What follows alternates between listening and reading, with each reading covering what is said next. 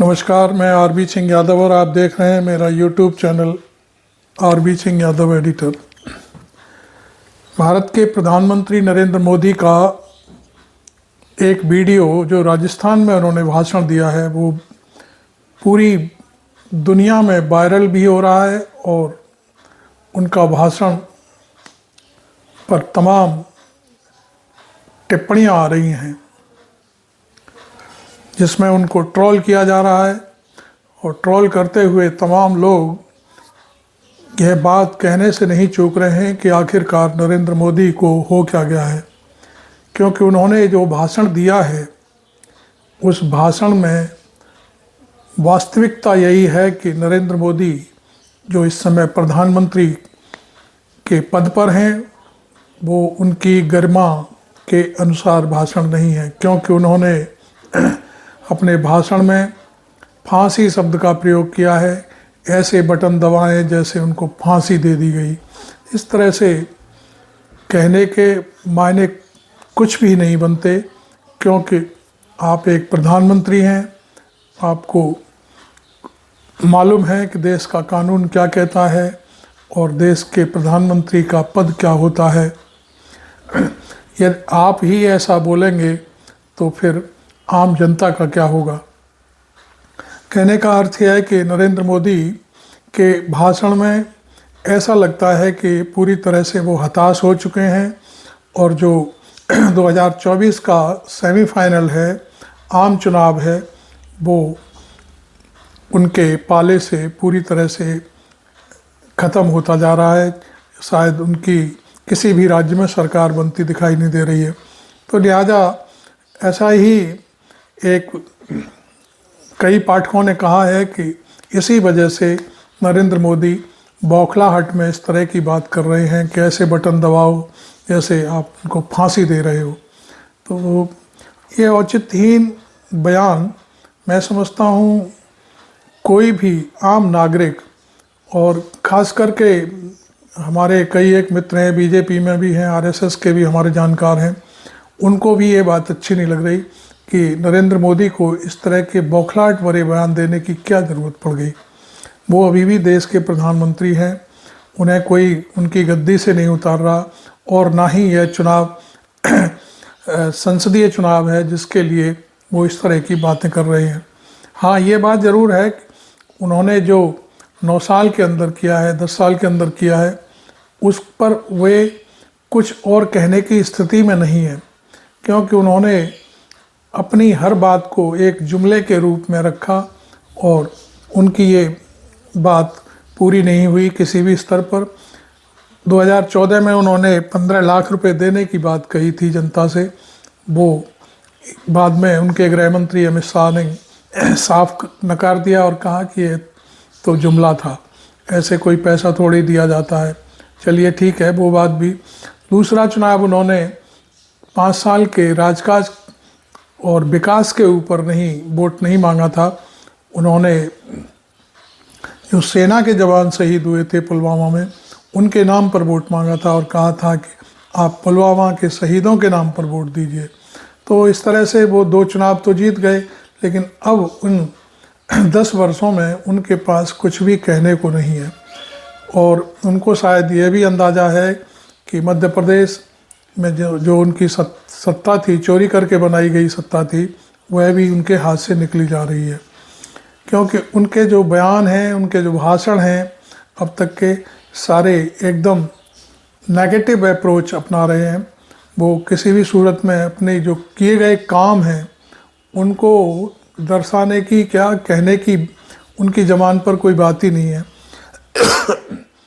आप कह सकते हैं जैसे कहा गया था कि नरेंद्र मोदी एक अंतर्राष्ट्रीय नेता हो चुके हैं और एक फ़ोन पर किसी भी युद्ध को रुकवा सकते हैं, तो वो भी उस स्थिति में भी नहीं है कि वो किसी से ये कह दें कि आप युद्ध रोक दें या उनका कोई कहना मान ले। बाकी सारी चीज़ें एकदम ऐसी लगती हैं कि वो हवा में बातें करते हैं और हवाई घोड़ों पर सवार होकर के ही राजनीति में हैं। तो कुल मिलाकर के इन सारी चीज़ों का ये एक ही अर्थ निकलता है कि शायद नरेंद्र मोदी ये सेमीफाइनल पूरी तरह से हार चुके हैं और जब कहा जाता है कि जब हारता है आदमी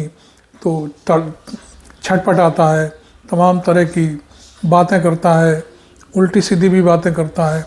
कांग्रेस ने तो इस मामले को इतना ट्रोल किया है कि ये नरेंद्र मोदी अब गालियों पर उतर आए हैं, अभद्र भाषा पर उतर आए हैं, बहुत सारी चीज़ें हैं। एक बात और हम आपको बता दें कि जो नरेंद्र सिंह तोमर हैं, उनके कृषि मंत्री, उनके बेटे के 1, 2, 3, 4 टेप आ चुके हैं इस बाज़ार में, और वो टेप सही हैं या गलत हैं ये इसका फैसला हम तो नहीं कह रहे हैं कि टेप सही हैं या गलत हैं, लेकिन इसका फैसला तो जांच से ही होगा। तमाम हमारे पाठक भी, हमारे दर्शक भी, मेरे दर्शक भी कहते हैं कि ये कोर्ट का मामला है, तो हमने तो कभी नहीं कहा कि ये कोर्ट का मामला है कि किसका मामला है। लोगों को चाहिए कि भाई इस पर अपनी बाकायदे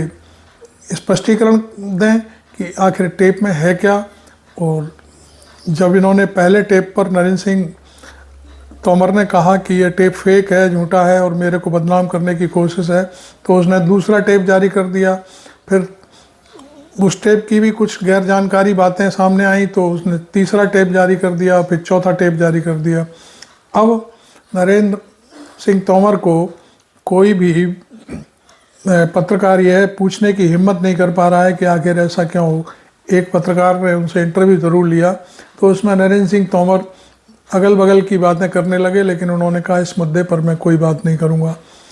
वास्तविकता यह है कि यदि इस मुद्दे पर वो बात करते हैं, टेप को चैलेंज करते हैं, तो वो हो सकता है जो व्यापारी है कनाडा का, वो 5वां टेप जारी कर देगा और उसके पास मैं समझता हूँ बहुत सारे प्रूफ हैं, व्हाट्सएप चैट है।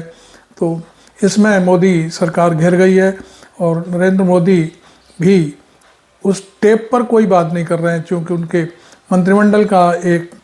सबसे जाना माना चेहरा नरेंद्र सिंह तोमर है, उसके बारे में वो कोई बात नहीं कर रहे, ना टेप के बारे में बात कर रहे हैं, और ना ही उनकी CBI, IB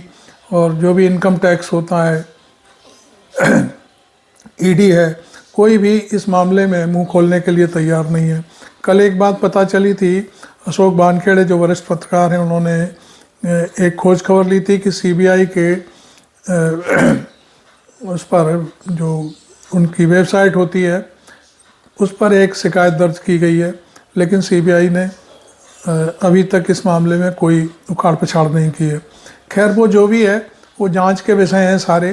तो नरेंद्र मोदी को चाहिए कि इस मामले में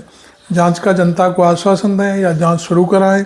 या नरेंद्र तोमर से इस्तीफा ले लें, तो उनके लिए ये बड़ा घातक होगा, क्योंकि वो किसी भी स्थिति में नहीं है। इसलिए अब उन पर एक ही चारा बचा है कि कांग्रेस को, जो इंडिया गठबंधन बना है, उसको किसी भी तरह से नेगलेक्ट करें और उसके बारे में अनाप शनाप उल्टा सीधा बोलें। तो कल का जो भाषण था राजस्थान में उन्होंने दिया था, कितना वोट दें, ऐसा बटन दबाएं कि विरोधी फांसी